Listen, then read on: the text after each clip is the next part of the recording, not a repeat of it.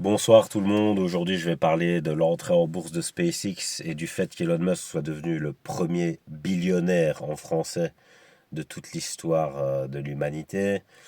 Alors c'est en partie vrai et je vais expliquer et développer dans cette vidéo. En fait l'argent qui a été débloqué, c'est un peu le même principe que les banques, c'est-à-dire qu'on génère de la liquidité qui est une forme d'hypothèque de l'avenir parce que cette liquidité va devoir être remboursée par la productivité qui n'est pas encore faite. Et donc, c'est une question de confiance. En gros, ce que ça signifie, c'est que les actionnaires et le conseil d'administration ont placé leur confiance en Elon Musk pour qu'il réalise des projets qui ne sont pas encore là, mais il a capitalisé la somme qu'on lui a donnée pour réaliser ces projets, notamment euh, l'expansion sur le marché de l'arrivée des humanoïdes, qu'ils arrivent par milliers, centaines de milliers, voire millions. L'expansion dans le spatial euh, pour créer des structures qui vont permettre d'optimiser la production ou les interactions sur Terre.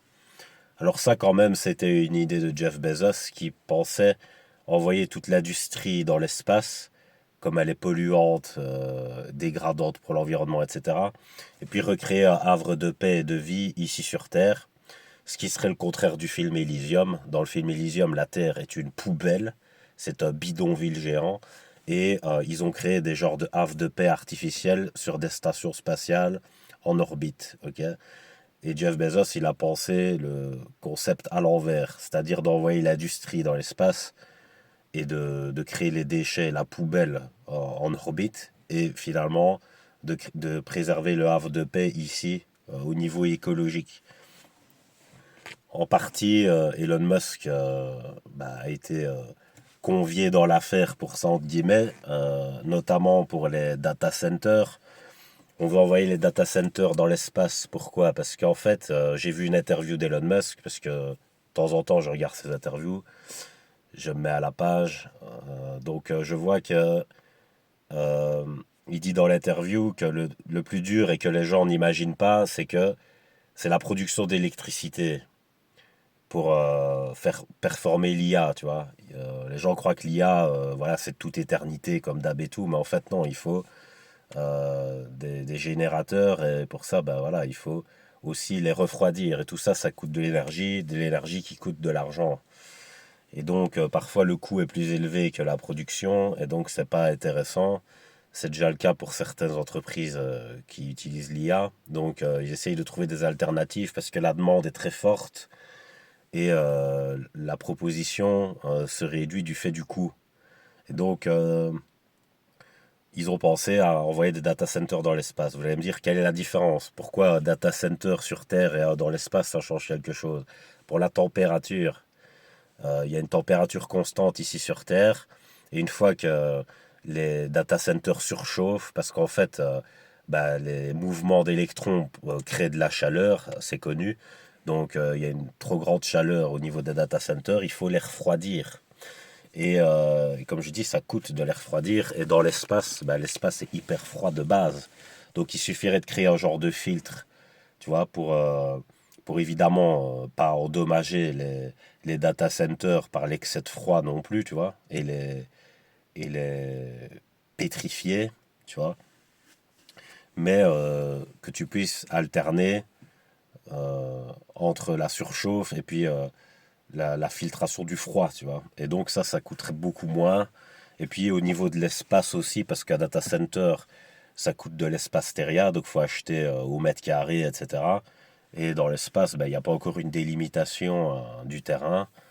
Et donc voilà, tu pourrais plus encombrer l'espace que les terres ici, qui idéalement, écologiquement, serviraient plus de terres agricoles, entre guillemets, plutôt que de foutre des data centers partout dans le monde, encore plus nombreux que les éoliennes, tu vois.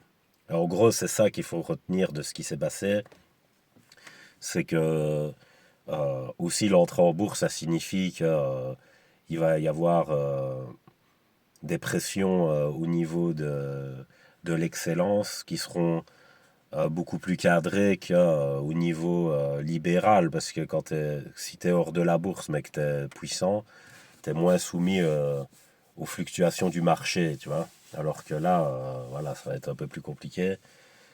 Et voilà, donc ça, c'est le défi qui a été mis en place. Alors, je m'étais renseigné aussi par rapport au conseil d'administration, parce qu'à la base, ils avaient refusé cette somme à Elon Musk. Et en gros, je vais vous dire pourquoi finalement cette somme a été débloquée et pourquoi Elon Musk, bah, là, il est devant vraiment tout le monde. Parce qu'Elon Musk, c'est vraiment un gars spécial. J'ai vu dans une interview, il disait que depuis petit, il a ce qu'il a appelé dans l'interview un self-driving, c'est-à-dire il sait où il va, tu vois, comme s'il avait euh, une boussole intérieure qui était très qualitative et qui se fiait à cette boussole, tu vois. C'est un peu ce qu'il dit. Et, euh, et donc, il explique aussi dans la même interview que pour lui, la recherche de la vérité, c'est le principal. Parce que si tu trouves pas la vérité, tu peux pas résoudre un problème, tu vois. Tu vas tourner autour du pot, tu vas te perdre, blablabla, et tu es en retard, en fait. T'avances pas du tout. Et lui, il a compris que plus vite il va à la vérité, à l'essentiel, et plus vite il peut résoudre un problème. Du coup, il prend de l'avance dans le développement. Et c'est ça qu'il expliquait dans l'interview, tu vois. Et là, c'est ce qu'il a fait. Et il a fait ça pendant plein d'années où on ne misait pas sur lui, etc. Et lui, il y a cru. Je reprends encore l'histoire de SpaceX. SpaceX a failli s'effondrer et faire faillite littéralement quand ils ont envoyé leur dernière fusée parce que ils ont fait trop de crash tests qui coûtaient beaucoup trop cher. Et si cette fusée-là n'atterrissait pas, parce que c'était ça le défi des actionnaires, de tout ce que vous voulez, ben, il faisait faillite. Donc à ce moment-là, Elon Musk, qu'est-ce qu'il faisait? Il dormait sur place. Il avait un petit appart pourri et il dormait là, tu vois. Et ça, c'est un vrai patron, c'est un vrai capitaine. Et ça, les autres capitalistes, ils sont pas comme ça. Tu vois, c'est surtout pour ça que je fais cette vidéo. La plupart des gens, dès qu'ils obtiennent un statut et qu'ils sont sécurisés par l'argent, ils deviennent fainéants, les gens. Et après, ils racontent n'importe quoi dans les médias pour cacher leur fainéantise avec de la novlangue, etc. Mais dans les faits, ça ne correspond pas, il y a une dissonance, tu vois. Et en fait, Elon Musk, je pense que c'est avec son autisme, lui, il est passionné, tu vois. Et ça, dans la vie, il n'y a personne qui est meilleur dans un domaine qu'un passionné. Et l'argent peut rien faire contre ça, tu vois. Et lui, c'était un passionné, tu vois. Sûrement de spatial et tout quand il était petit. Donc lui, il s'arrête pas parce qu'il a de l'argent, tu vois. C'est pas fini pour lui l'aventure. S'il peut aller plus loin et développer plus, il va le faire, tu vois. Et ça, les autres capitalistes, ils sont pas comme ça. Ils essayent de faire travailler les autres pour eux. Et une fois qu'ils ont obtenu un statut, eh ben, ils continuent comme ça. Et leur but dans la vie, c'est de passer leur vie en vacances, tu vois. Et puis après, ils s'étonnent de se faire dépasser par ce genre de gars. Parce qu'en fait, il y a un phénomène dans la société qui fait que ça conforte les gens héritiers de rien faire. C'est un phénomène malsain d'une civilisation qui s'effondre, c'est que on a bloqué l'ascenseur social, donc du coup, tu peux avoir des gens, même très travailleurs et intelligents, qui vont rester bloqués en bas et qui vont continuer à servir des héritiers qui foutent plus rien, alors que dans un système normal où il y a un ascenseur normal, plus tu fous rien, plus tu descends, plus tu fais, plus tu montes. Tu vois, ça, ce serait un organisme qui fonctionne correctement. Or, ici, on a sclérosé, psychorigidifié l'organisme en laissant des héritiers qui foutent rien, donc qui gaspillent tout, évidemment. Ils ne produisent pas et puis ils utilisent les ressources produites par d'autres. Donc voilà, ça, c'est certains capitalistes qui ont capitalisé sur les efforts des autres. Sauf que Elon Musk, effectivement, dans un sens, il capitalise sur les efforts des autres. Mais Elon Musk, il a un côté communiste. Alors on dirait pas comme ça, mais c'est pas une question d'être capitaliste ou communiste, c'est parce que quand c'est idéologique, c'est pourri puisque c'est décontextualisé, ce qui fait que t'es pas dans la réalité. Dans certains contextes, faut être capitaliste, dans d'autres, faut être communiste, tu vois. Et lui, en fait, il sait être ce qu'il faut dans le contexte qu'il faut. Genre, par exemple, avec le spatial, qu'est-ce qu'il a fait? Il a défoncé le coût du matériel pour aller dans l'espace. Tu vois, mais donc ça veut dire qu'il a fait une action communiste. Tu vois. Ça veut dire par le partage de son travail, il a permis de faire baisser le coût de tout et donc à l'ensemble de l'humanité d'avancer vers le développement beaucoup plus. Alors que les autres, ils bloquent ça. Tu vois. Ils bloquent le vrai développement pour leur avarice personnelle. Tu vois. Et donc, en fait, là, Musk, il relance la machine parce que lui, il est du bon côté. Tu vois, tu as le côté des riches et des pauvres. Et une fois que tu as quelqu'un comme ça, un bosseur qui passe du côté des riches, il va dépasser tout le monde. Tu vois. Il suffit que ça arrive. Et là, tu relances vraiment une nouvelle ère. Quoi, tu vois. Et s'il y a d'autres mecs comme lui, vous allez voir comme le monde va changer, etc. C'est parce que le système était bloqué comme ça dans l'héritage. Tu vois. L'héritage des fainéants et le travail acharné de pauvres gens qui n'ont pas le temps de penser à autre chose que de satisfaire le gaspillage capricieux de l'héritier, tu vois. Et Musk, il est pas dans ce cercle vicieux de travailler pour quelqu'un d'autre, il travaille en tant que son propre patron, donc lui, il met en place euh, son obsession passionnelle, mais ça retourne pour lui-même. Donc, comme il a un mode de fonctionnement sain entre capitalisme et communisme, il fait que se développer, le gars. Tu vois, c'est pour ça qu'il a eu cette confiance. Si ça avait été un autre capitaliste qu'Elon Musk, le conseil d'administration n'aurait jamais accepté de prêter une telle somme.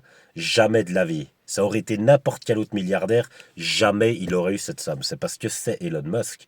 Parce qu'il a prouvé qu'il s'est rétribué tout le monde une fois qu'il a fait son développement, alors que les autres, on est sceptique par rapport à eux maintenant, parce qu'on voit bien qu'il faut que capitaliser et qu'ils ne renvoient pas la balle, tu vois. Ils la jouent perso, mon gars. Et ils sont nuls en plus. Donc, voilà, enfin, nuls, non, pas dans l'absolu, mais je veux dire, ils font des fautes, tu vois. Et en gros, bah, si ça avait. C'est parce que c'était lui, et d'ailleurs, dans le conseil d'administration, au départ, ils ne voulaient pas, parce qu'ils se disent, une telle somme, ça peut en faire une sorte de dictateur, on va pas se mentir, tu vois. Donc ça lui donne vraiment un pouvoir. Il faut faire attention à ce qu'on fait dans le pouvoir qu'on donne quand même. Il faut toujours essayer d'être démocrate dans la répartition du pouvoir au cas où quelqu'un pèterait une tige, entre guillemets, tu vois. Mais quand ils ont dit à Elon Musk qu'ils ne voulaient pas lui donner du capital, tu vois, Elon Musk, il a dit, bah moi je me casse alors. C'est ce qu'il a dit, hein, par rapport au conseil d'administration. Donc là, ils ont réfléchi, ils ont dit, ouais, là quand même, il y a un sale dilemme. Soit on est obligé de lui donner une très grosse somme, soit il se casse. Mais regardez la différence avec un autre capitaliste.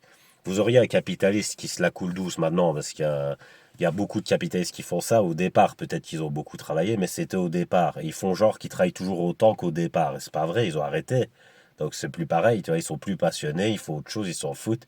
Et donc du coup, au départ, ok, ils ont grimpé les échelons, puis une fois que t'es directeur, par exemple, bah tu fais quoi? Tu revends ta société, tu te mets actionnaire majoritaire à 51%, et tu passes ta vie en vacances, mon gars. Un directeur, il travaille parce qu'il est encore dans la gestion de l'entreprise. Un actionnaire, il travaille que dalle, mon gars. Voilà, il place son argent et il fait rien du tout, tu vois. Un réalisateur de cinéma, il travaille parce qu'il est sur le tournage, il dit faut faire telle scène comme ça, tu vois, il dit aux acteurs comment il doit se placer, blabla. Donc il est encore sur place, le réalisateur, le producteur. Le producteur, il a investi dans le film et il regarde, mon gars, il travaille plus. Ok, donc il y a plein de capitalistes qui font ça.